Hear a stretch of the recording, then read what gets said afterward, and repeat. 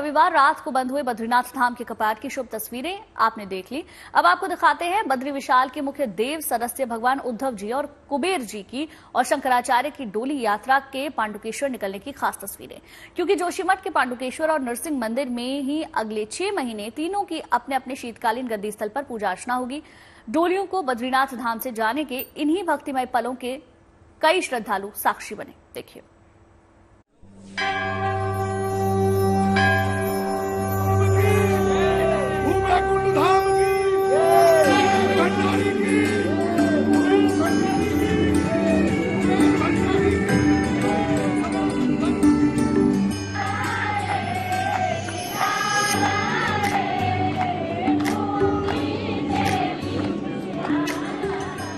भगवान बद्री विशाल की महिमा का बखान करते ये गीत हर साल बद्रीनाथ धाम परिसर की भक्तिमय बयार को कुछ ऐसे ही महका से जाते हैं।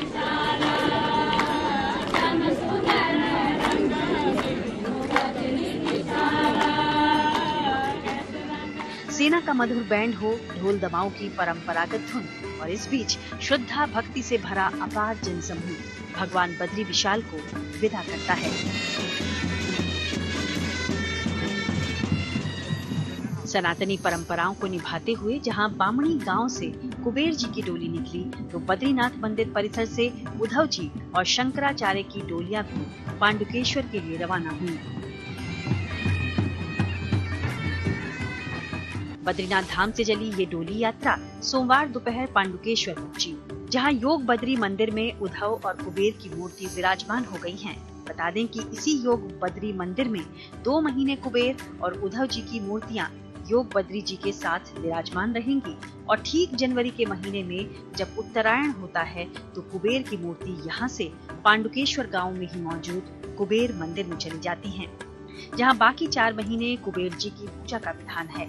इसके अलावा शंकराचार्य जी की गद्दी और डोली यात्रा आज जोशीमठ के ही नरसिंह मंदिर पहुंचेगी, जहां इनकी भी पूजा का विधान अगले 6 महीने तक है।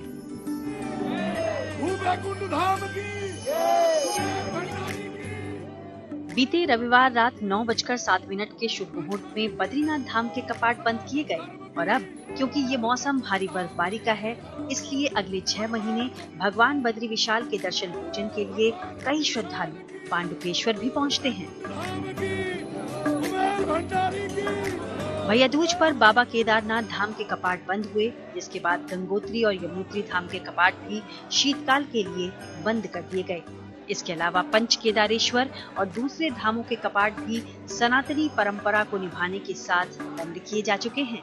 लेकिन सबसे आखिर में बद्रीनाथ धाम के कपाट जब बंद होते हैं, उसके साथ ही 4 धाम यात्रा का भी आधिकारिक तौर पर समापन होता है। चमोली से कमल नयन सिलोरी के साथ bureau report, good news today.